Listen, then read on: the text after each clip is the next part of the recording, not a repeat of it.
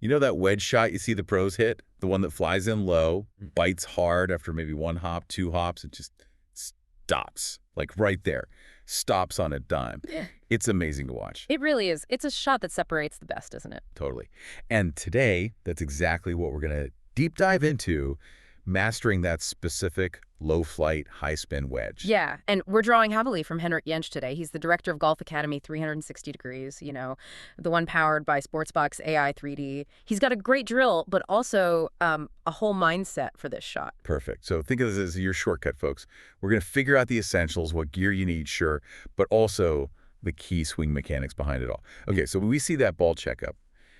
Now, how do we actually do it? Beyond just raw talent, what are the absolute must-haves? Okay, yeah, good place to start because people often overlook this. First thing, your log wedge. It absolutely needs to be no older than a year. And the grooves have got to be sharp, really sharp. No older than a year. Wow. Seriously, there are studies showing you can lose, well, up to 25% of your spin after hitting a wedge, maybe only 700 times. So an older wedge, Yep. It just isn't going to cut it. It won't grab the ball the same way. 25% loss. Just like that. Yeah. After only 700 shots. It's kind of shocking. Makes me look at my my trusty old wedge a bit differently now. Okay, so a fresh lob wedge is critical. What else? Is it just the club? Nope. Not just the club. Think about it. Sharp grooves need something good to bite into, right? Oh, okay. So you also need a premium golf ball. Yeah. Your Pro V1s or similar types, they're designed with covers that really help maximize that spin when it lands. Right, the cover makes a difference. So sharp wedge, premium ball, got the gear sorted. Now, this is where I think it gets really fascinating, the swing itself. How do the pros get that low launch and all that spin? It seems counterintuitive almost. It does, doesn't it? Okay. The secret, or maybe the core principle, is what we call reduced dynamic loft. Reduced dynamic loft. Okay. Basically, it just means how much loft you're actually delivering at impact. You need the shaft leaning towards the target quite a bit when you hit the ball. So less loft than what's stamped on the club. Exactly. Take a standard 60-degree lob wedge.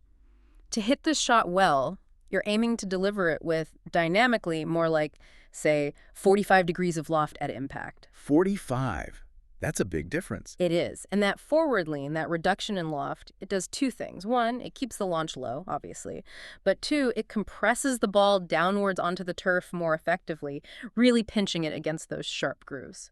Ah, so the lean creates the conditions for spin. It's not just about trajectory. Precisely. It's the squeeze and the spin all happening because of that impact position. Okay, that makes sense conceptually. Yeah. But, actually doing that. Controlling wrist angles, getting that shaft lean, it feels tricky. I can imagine lots of golfers hearing lean the shaft forward and just digging the club straight into the ground. Or maybe sculling it. Are there common mistakes here? Oh, absolutely. Trying to consciously manipulate the hands and wrists often leads to, well, exactly what you said, digging or thinning it. People often try to force the lean instead of letting it happen through proper body motion. So how do we train it without falling into those traps? Is there a good drill? Yes, there's a really effective one Henrik Jensch recommends, using just an alignment stick. It's simple. You put a tee in the ground, just barely above the grass, then take your setup with the wedge and tuck an alignment stick under the grip, running up along your lead forearm. Okay, got the alignment stick under the grip. Now, just make some rehearsal swings back and through. Here's the key feedback. If you're doing it right, maintaining that shaft lean through impact with body rotation, the end of the alignment stick should not hit your side. I see. If it bumps into my ribs or hip. Exactly. If it hits you, it means you're casting the club, your wrists are unhinging too early, throwing the club head out, adding loft back way too soon. It's instant feedback that you've lost that forward lean. That's clever. So the stick basically forces your hands to lead, encourages that shaft lean, and makes you use your body rotation instead of just flipping your hands at it. It's teaching the feeling. Precisely. It trains the correct sequence and feel without you having to consciously think about, specific wrist angles. Okay, setup, impact. That drill sounds really helpful. What about the follow-through, the finish position? Does that look different on this shot compared to a standard pitch? It often does. Elite players hitting this low spinner frequently finish with the club head quite low to the ground, almost feeling like it's scraping the grass. But, and this is crucial, their body keeps rotating fully through, they turn through the shot. Okay, low finish with the club. The mistake amateurs often make is they see that low finish, but they achieve it by stopping their body rotation and kind of flipping their wrists through impact. That leads to inconsistency, hitting it thin or fat, and usually not much spin. They're trying to lift the ball. Right, instead of compressing it.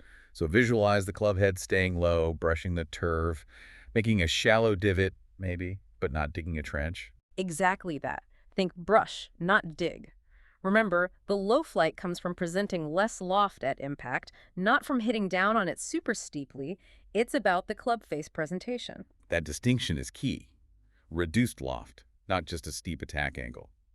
Okay, so let's pull this all together for someone listening. How can you actually start practicing this effectively? What's the plan? All right, practical steps. Go to the range.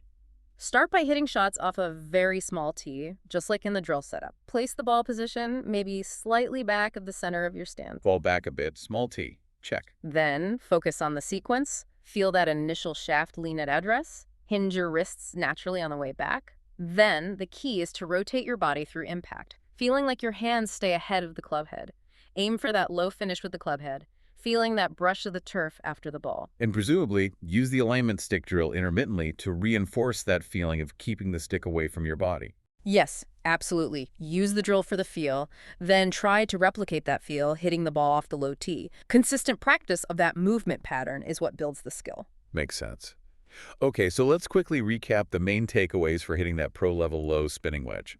First, get a lob wedge. Make sure it's less than a year old, sharp grooves. Crucial. Second, use a premium golf ball. Yep, helps the grooves bite. Third, set up with some shaft lean, ball slightly back. Fourth, train that hands-forward impact position using body rotation. The alignment stick drill is great for this. Really is. Fifth, finish with the club head low, not by flipping your wrist, but by rotating through. And finally, think shallow, brushing divot, not a deep dig.